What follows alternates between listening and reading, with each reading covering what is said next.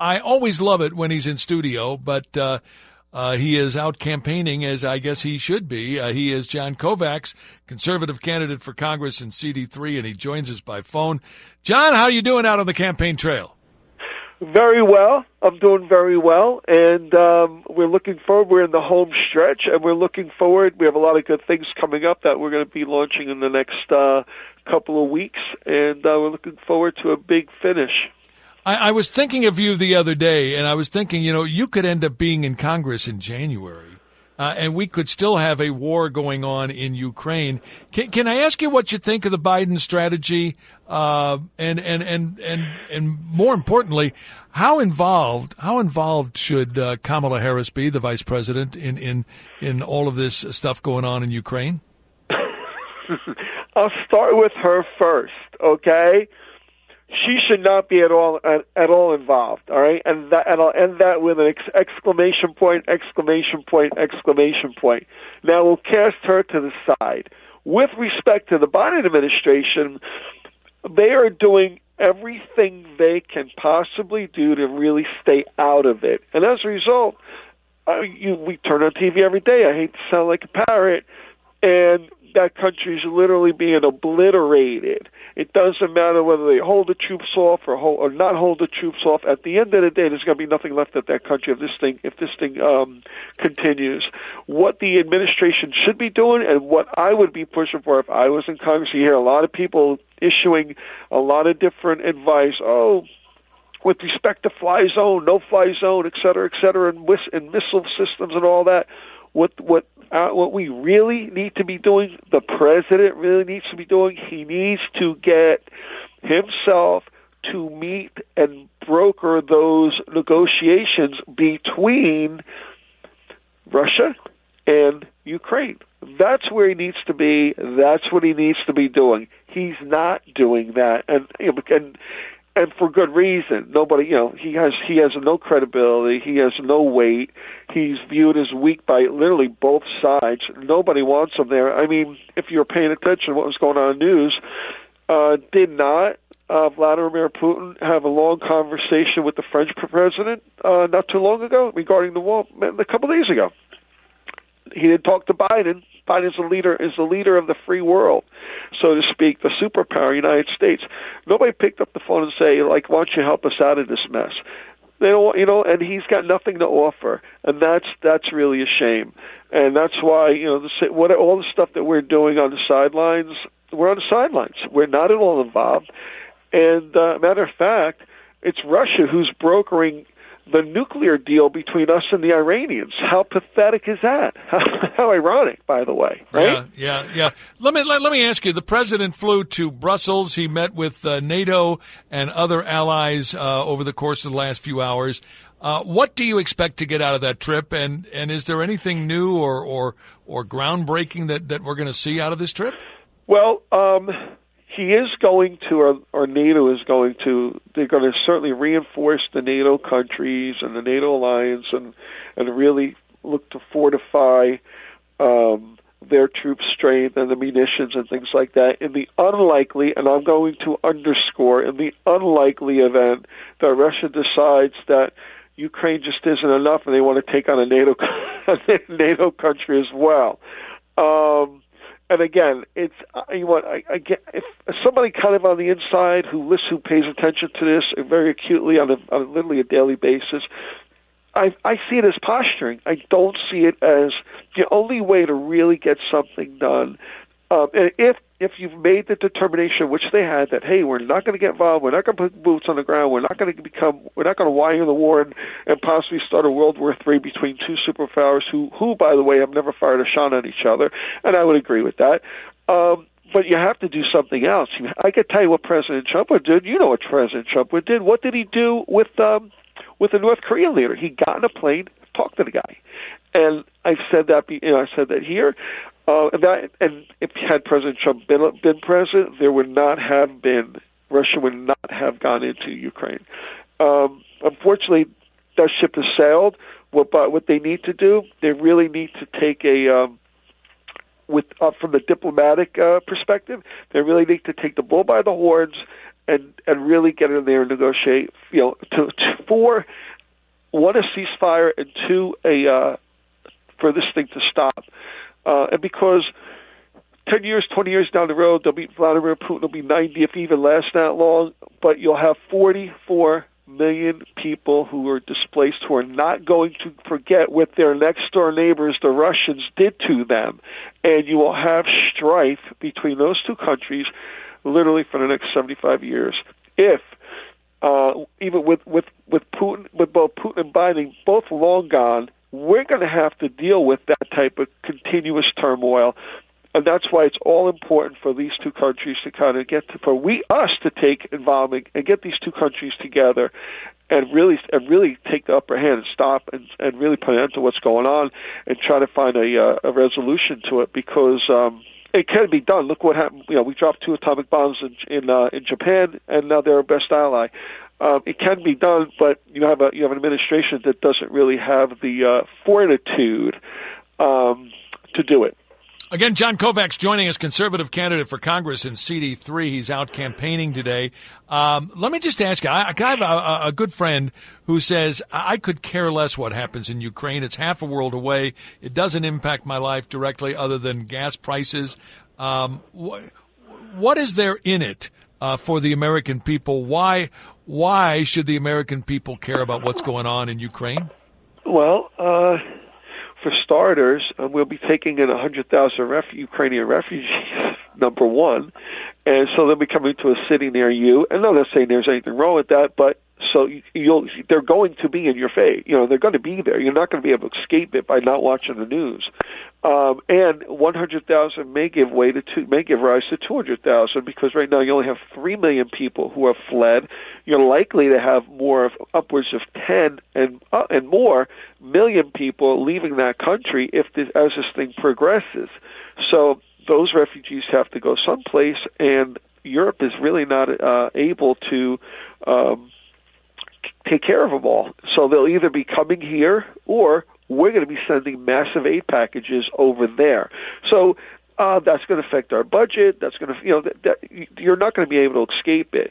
Also, you have between Ukraine and Russia, and there's sanctions on Russia and Ukraine, like I just explained what condition that country's in, a breadbasket of Europe.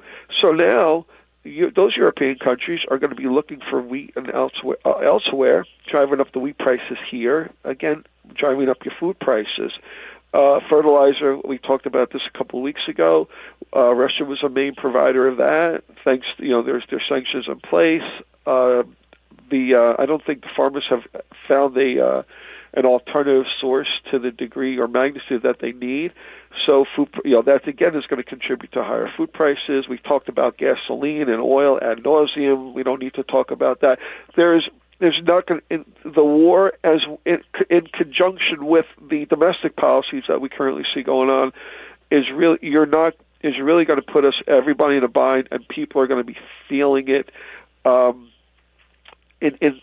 a monthly basis when they budget on a monthly basis. That's going to be the most immediate and the most draconian, and it's probably going to last for a long time. I'm not at all.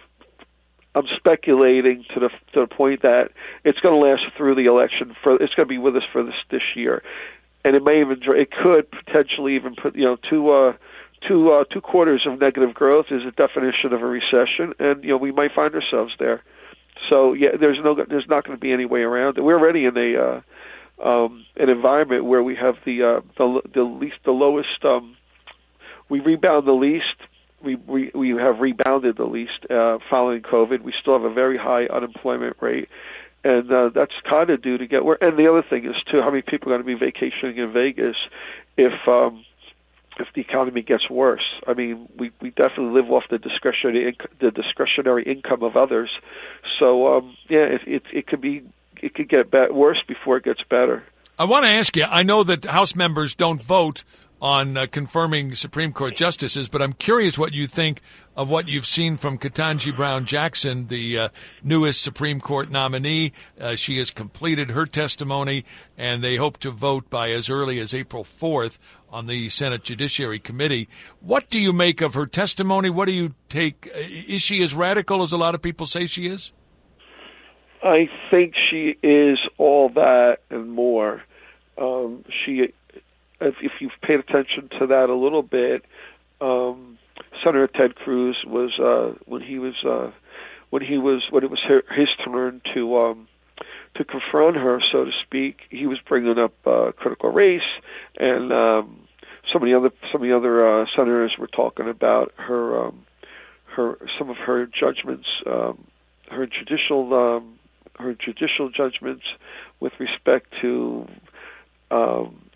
child predators and things of that nature, and how she may have been a little light, and then all of a sudden she can't come up with a definition of what a woman is, and she goes, "Well, I'm not a biologist," and right there, believe me, if I was on a 20-story building, I would have jumped off. You have a Supreme Court justice, Harvard on the undergrad, Harvard on the for law school, district court judge, etc. And and her excuse is, "I'm not a biologist." This is a person who's going to have to be able to hear and adjudicate cases that are across the spectrum, whether it be pharmaceutical cases, employment cases, construction cases, except all kinds of cases that are going to come to her, and they're going to be all over the map, and they're not always the ones that you hear about, Roe v. Wade and some of those. They're going to be some of the more technical ones, people that's kind of the more mundane. They could be insurance related, and that kind of thing, healthcare related. And if her answer is, "Well, I'm not a biologist," well, she's not any of those other things either. What are you going to do? Ask your 25-year-old court clerk to figure it out because you just don't know? It's just pathetic, honestly. Her performance was lackluster at best, and forget about her political persuasion and just her performance. Even if you can't, like Ruth Bader Ginsburg, the woman was as left-leaning as you could possibly get. However, she was smart as a whip. You asked her about, hey, tell me about the Younger steps, and she wrote on it. She presided and was wrote on cases concerning things that were a little bit more acutely related to the law, but I'm not getting that. I'm not getting that ability. Is not conveyed to me through the TV by her performance. So I just think she's going to be another person who's going to try to find what the left leaning or left position is on everything that comes before her desk, and then write the opinion that way. Maybe she could confer with Justice Sotomayor and see what she's going to write. I don't see anything original coming out of her, and I don't see her doing her own thinking, which is really a shame. I want to ask you in our final minute, we have just eclipsed 10,000 COVID deaths in Nevada. Overall, in retrospect, have we done all we could do to prevent that? Is there anything the governor could have done to prevent that? In all fairness to the governor, and I'm not at all a fan of the governor, but in all fairness to the governor, he doesn't have a magic wand. Former President Trump didn't have a magic wand. Nobody had a magic. These politicians don't have a magic wand, and they did. And we were complaining with respect to the mask mandates, the vaccine mandates, and you're going to see, and as I think we are seeing, and it is coming out little by little in dribs and drabs here and there, in obscure parts of the media, just how ineffective what we were doing was on account of the fact that there's really nothing you can do about it. It's one of those things, and it's funny because President Trump, he got up there and he said, "Oh, in 2 years it's going to kind of wash right through, and that's going to be it." He was pretty much ran out of Washington on a rail for saying that. But, in retrospect, what happened? There was no magic pill. It kind of went through 2 years later, and they're going to be playing baseball in Yankee Stadium, and they're dropping the vaccine mandates. I heard today a lot of airlines are getting together, and they're saying, you know what, when the time comes and the mask mandate is expired, we don't want you to renew it because it's not effective. I mean, the ship has sailed. It's over and done with. And so I don't think there's anything more that the governor could have done. I mean, he could have. You know what he could have done? Not have taken such draconian steps with respect to the mask and vaccine mandates. He could have saved everybody a lot of grief and a lot of harm. And he could have dissuaded. He could have prevented a lot of agony. A lot of school children committed suicide during that time in Las Vegas, especially. He could have prevented a lot of that, and but again, hindsight's 20/20, and that's it. Hey, John, it's always good to visit with you. If people want to reach out to you, if they want to help your campaign in CD3, how can they reach you? How can they communicate with you? Well, we have a phenomenal website, COVAXforCongress.com, COVAXforCongress.com. There's a donate button. You can certainly donate. We have an equally phenomenal YouTube channel. You could hear me on I talk about 11 issues, policies, things on that. We have 90 videos. Nobody else has that. You can learn as much about me as you want to learn about me prior to casting your vote. And, of course, Facebook. Follow me on Facebook. What the campaign is doing. It's John Kovacs for Congress. Again, we have a great digital program, Facebook, and you're going to see us on YouTube. And you can definitely learn about our campaign, and then you can also donate to our campaign through the through the website. And we certainly welcome anybody who wants to be a volunteer. John, it's always great to talk to you, whether in studio or on the phone. Thanks so much, man. I really appreciate it. Be safe out there on the campaign trail, okay? All right. Thank you very much. Take care. There you go. John Kovacs, conservative candidate for Congress in CD3, joining us right here on AM 670 KMZQ.